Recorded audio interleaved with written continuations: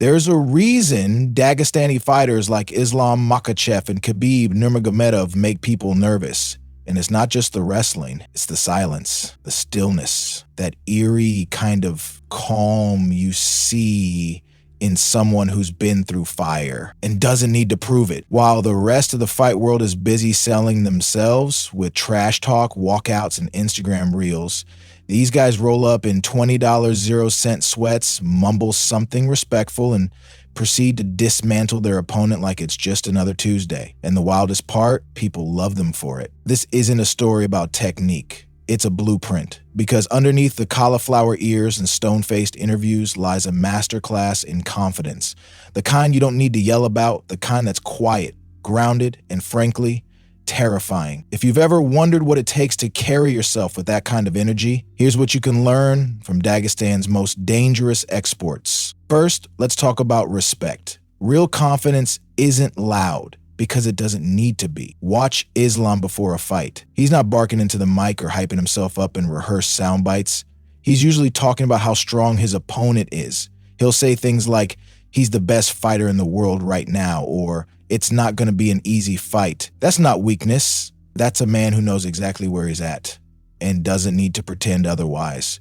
Because when you're secure in your own skill, hyping yourself up isn't necessary. What looks like humility is actually precision. It's knowing the difference between self-belief and delusion. The loudest guys in the room are often still trying to convince themselves. Islam already knows. That leads to lesson number 2, real recognize real. One of the core pieces of Dagestani fighter confidence is this principle of giving credit where it's due. They're not in the business of pretending everyone else sucks. Khabib praised McGregor's striking. Islam complimented Volkanovski's strength and mindset. And they didn't do it because it made them look good. They did it because that's what confident people do. They tell the truth even when it's inconvenient. If you're the type of person who can only feel strong by tearing other people down, that's not confidence, that's insecurity in cosplay. Confidence means you can admire someone else's game without it threatening your own. But don't get it twisted, these guys know who they are, and that brings us to the next lesson. Own your quirks. Islam doesn't have the trash talk of Conor. His English isn't perfect, he's not flashy. He kind of looks like he's always breathing through his mouth.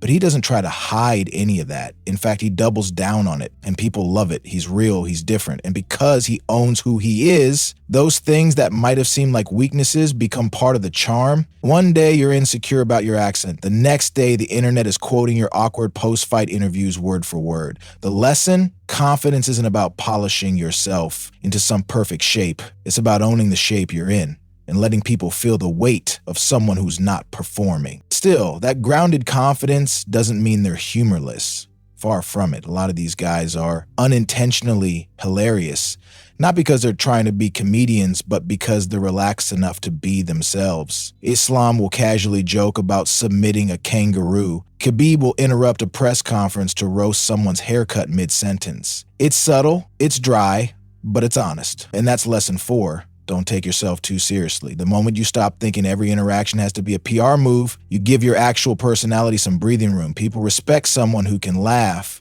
especially at themselves. Not because it's entertaining, but because it signals something deeper, control over your ego. That control becomes even more obvious when you look at how they handle trash talk. In a sport where half the game is psychological warfare, Dagestani fighters have mastered the art of non-engagement.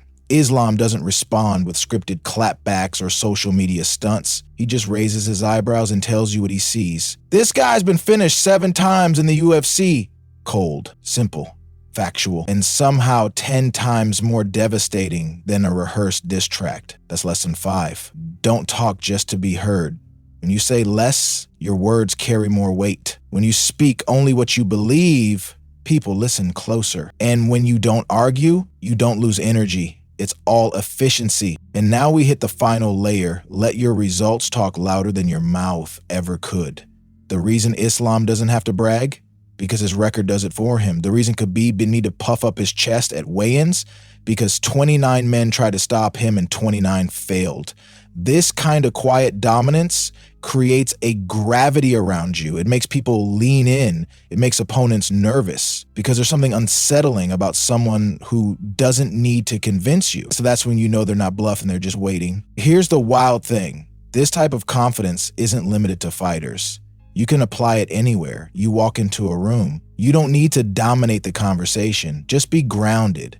Know what you bring to the table. Let your curiosity outshine your insecurity. Compliment people genuinely. Admit what you're still working on. Laugh when it's funny. Shrug when it's not.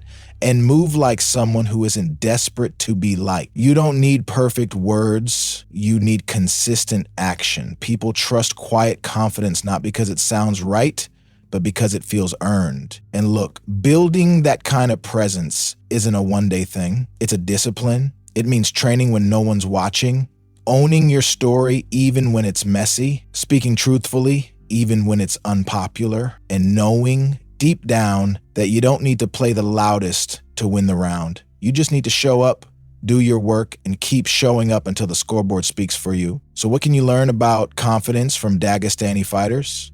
Everything. You learn that stillness isn't weakness, it's control, that humility isn't submission, it's strength, that humor isn't softness, it's self-awareness, and that the people with the least to prove are often the ones who prove the most. You learn that real confidence doesn't roar. It walks in, nods once, and leaves the whole room quiet. And when you carry yourself like that, when you let your actions sharpen your edge, when you stop trying to impress and start trying to improve, people don't just respect you, they remember you. Because in a world full of noise, you'll be the one person who made silence feel loud.